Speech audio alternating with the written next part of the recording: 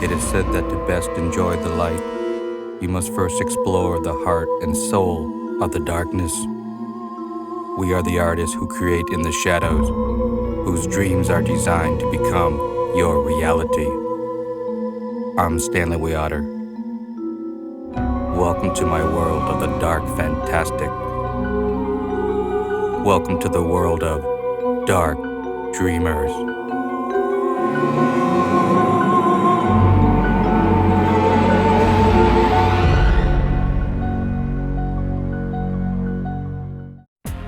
Are you a dark dreamer? Producer and director Sean S. Cunningham most tellingly is. Cunningham first exploded upon the scene in 1972 by producing Wes Craven's legendary cult shocker, Last House on the Left. But it was as producer and director of 1980's equally infamous Friday the 13th that he sealed his own reputation, for that movie has since spawned an astonishing 9 sequels, with Jason 10 scheduled for a 2002 release. Cunningham has also produced another successful horror series along the way, initiated with 1986's House. That motion picture, however, generated only 3 sequels. True to form, Sean Cunningham's latest production is the thriller XCU, Extreme Close-Up. Recently, Sean invited us to his home in Encino, California, where we discussed what it takes to be responsible for so many cinematic nightmares.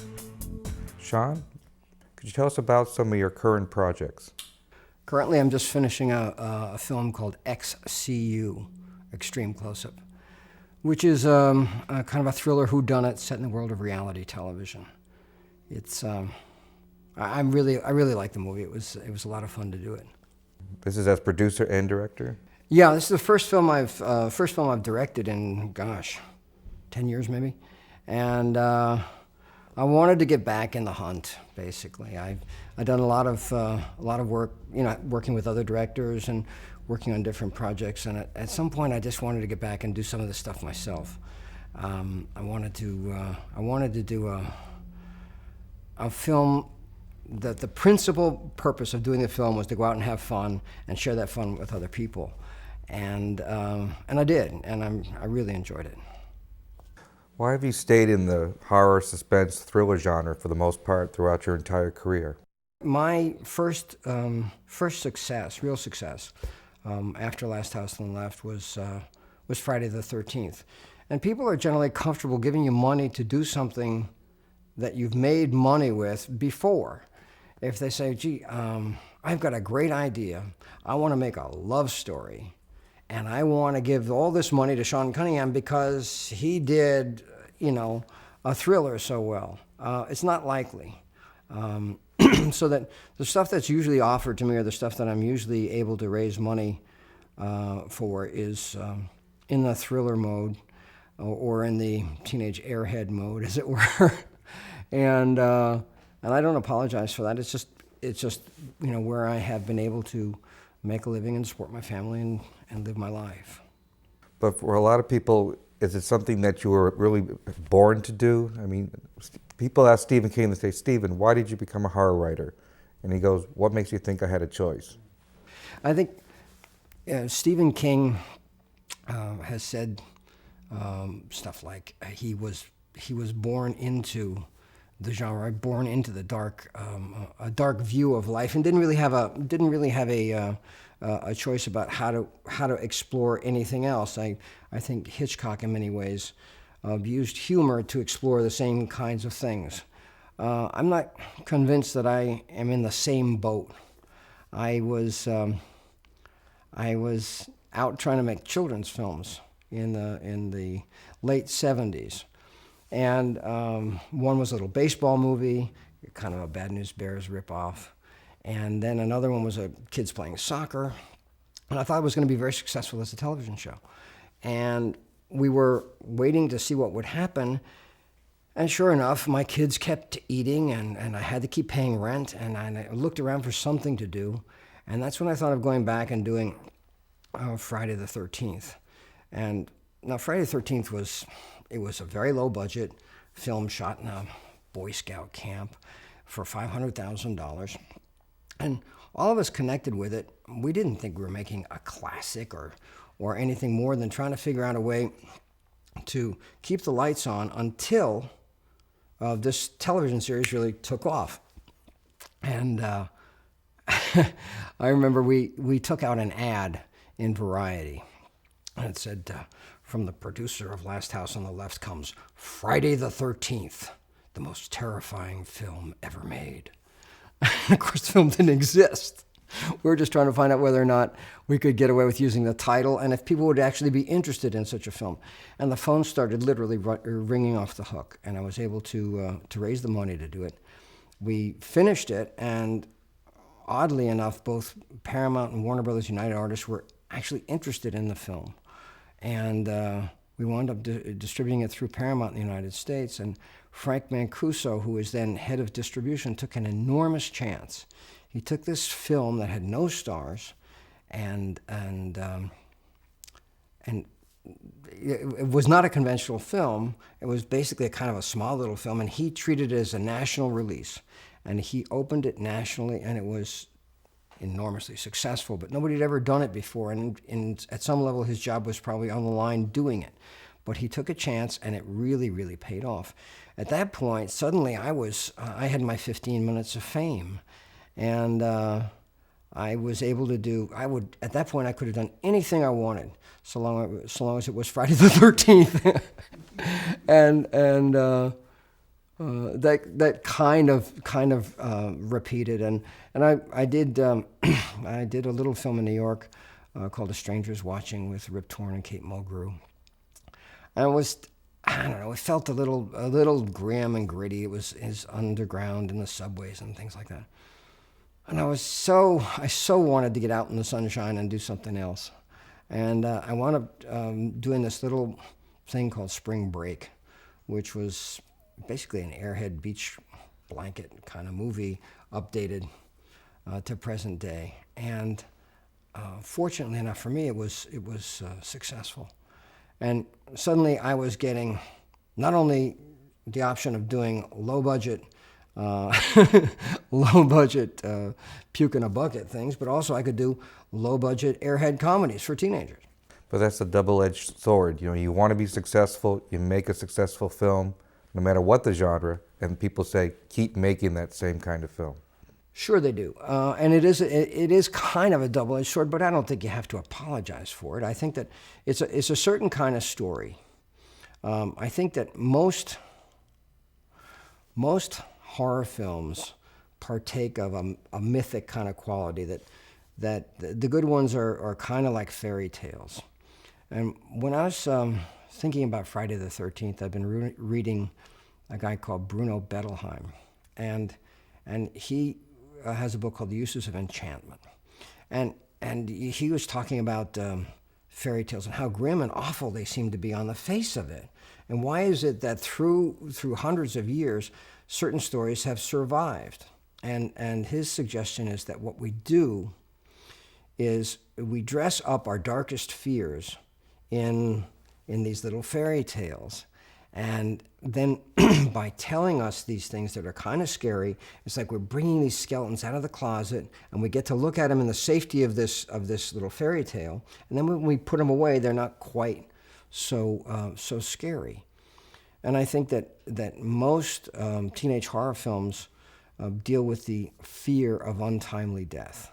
I mean, everybody that I know, at one point in their life in high school, they knew somebody who was riding a motorcycle and hit a tree and died, or something similar. And everybody is completely shocked because kids don't die. We think that we are invulnerable to all those things that happens to grown-ups, but not to kids. And I think that what happens in horror films is that kids die without any real rhyme or reason. And it's the fear of untimely death, which is sort of lurking in our subconscious, that gets satisfied, that we look at the fear of untimely death, and next thing you know, it's not quite as scary as it was. I think that's the exercise, that's the fun of going to a horror film, is you get to participate in that which really scares you, and then you put it away and it's not nearly so scary.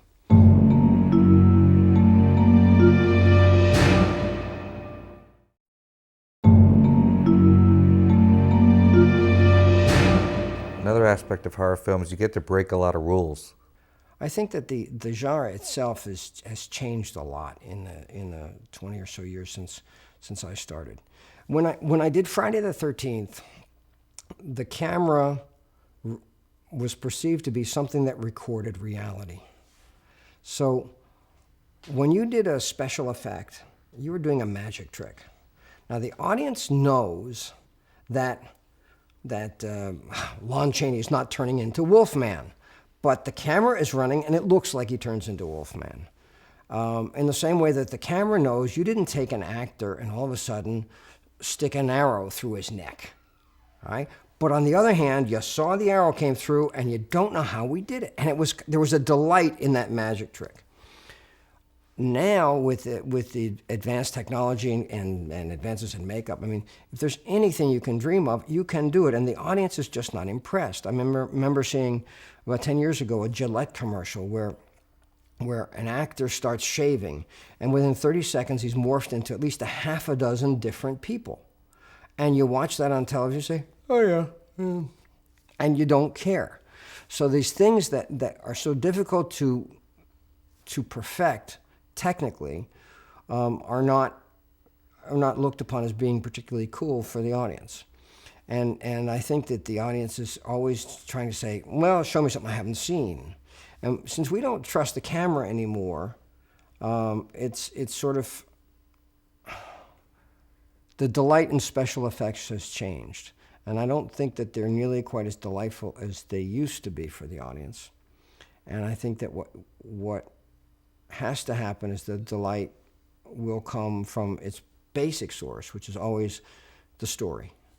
And I think that in terms of hills and valleys, and you start out, and we had to do a lot of story stuff at the beginning, then it became a whole bunch of special effects and gore.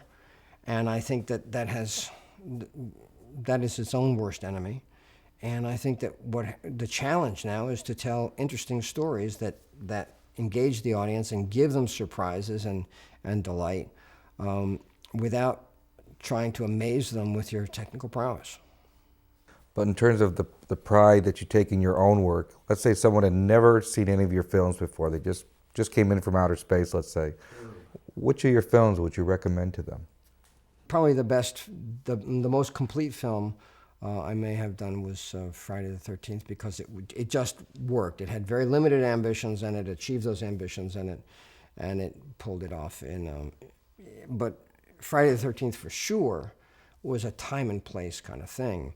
I don't know if I made Friday the 13th today, if it had never been made, if it would be successful, or if the audience would really respond to it, because that is a story that has now been told so many times in so many different ways to our present audiences.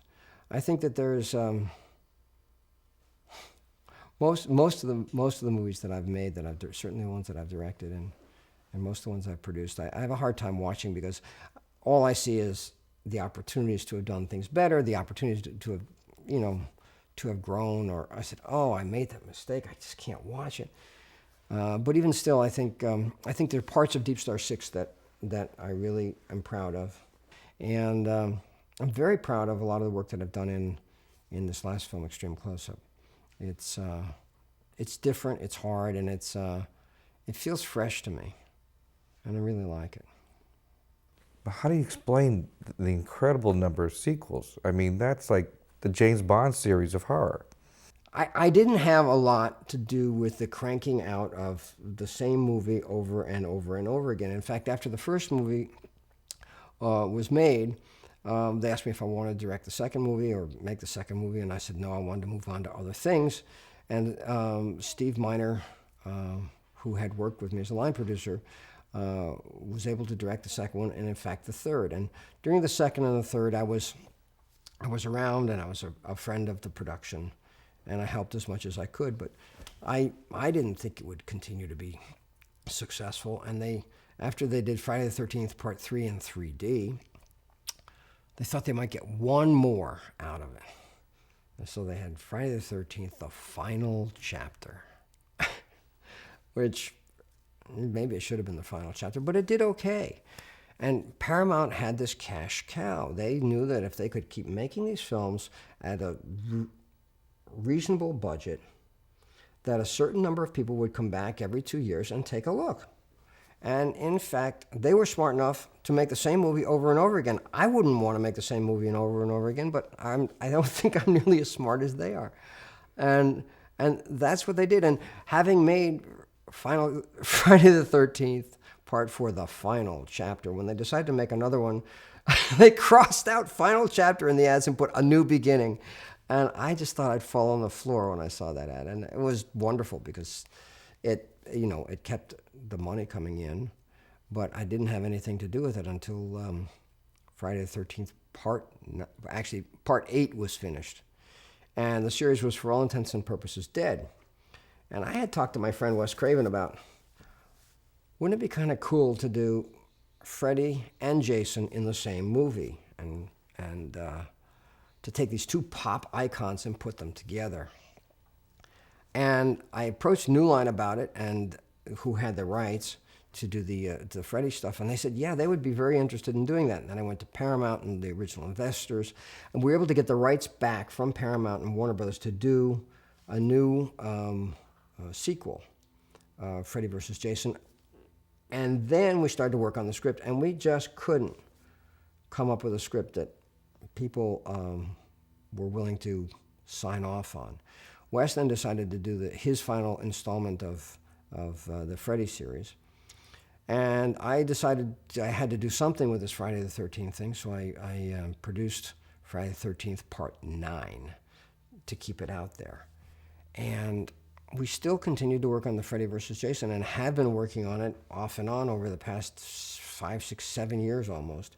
And it gets close, and I get something that I really like, and people at New Line don't like it, and then the people at New Line get something they really like, and I'm saying, that'll never work, you're crazy. But it's very problematic. Everybody thinks it'd be really cool to see Freddy and Jason fighting, and that's true, but that's not a story. That's just a fight. And certainly you're going to have to see Freddy and Jason fight, and people will bet as to who's the toughest and who is the the most kick-ass villain, and we will deal with that. But we better have a story leading up to that fight, or it's just not going to work. So as we speak now, I think we've got a script that New Line really likes, and that I'm willing to produce, and we're probably going to shoot that this winter in Canada. It's not definite, but it looks likely.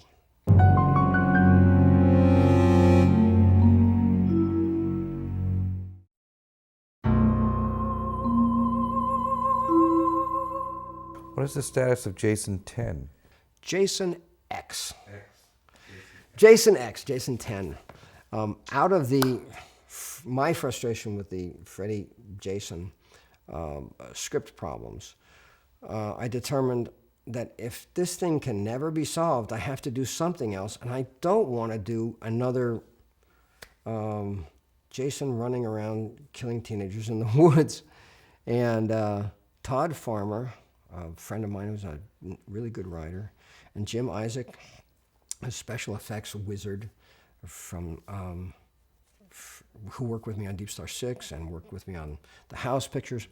They came to me with my son Noel with 3 ideas to do another Jason movie that were all going to be different.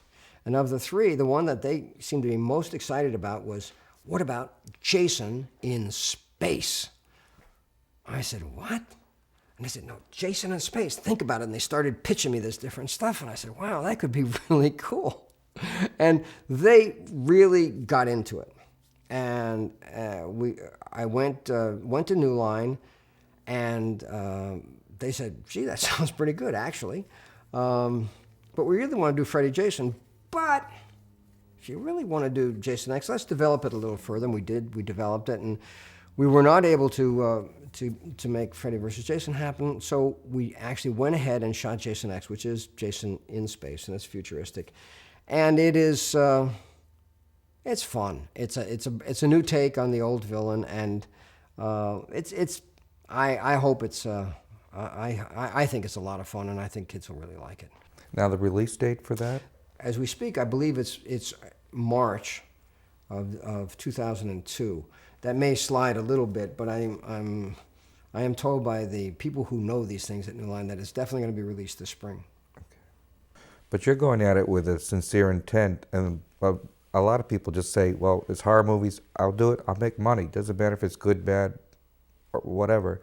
I'll make money because I'm making horror movies. People do. I think that, God bless them. I think that if you have been fortunate the way I have, and you don't have to make all the money in the world, then you're much better off trying to make movies that you think you would like to see, or friends of yours would like to see. The money will probably take care of itself. You can never make anything good if you don't have passion for what you're doing. You can do a competent job. You can be a craftsman. But if you disdain the material that you're working on, then I think that you're not going to wind up with anything that you're proud of at the end. There's a fellow named John Truby who said in a lecture I heard, advice to writers. He says, what should I write about? What would be commercial and stuff like that? And his advice was to think about a question or a theme or something that you think is really important. And you may not have an answer to this question, but think of something in your life that's kind of an important issue, like balancing your career with your family, or what's up with men and women, or fathers and sons, mothers and daughters, something that you think is important, and use that as the beginning of that inquiry into your screenplay, and involve that in your screenplay thematically, because to come up with a good screenplay, you're going to spend 6 months to a year of your life working on the screenplay, and it may not get produced. And if it doesn't get produced, then you have not wasted a year of your life working on a question that means nothing to you, that you will have had the benefit of working on something that you think is really important, struggling to find answers to things that you really think are important. And in that inquiry, you then wind up with a much better screenplay than you would have otherwise. Join me here again on the wild side of the imagination, where a sense of wonder and a feeling of terror can often intersect. You'll find us waiting here, the Dark Dreamers.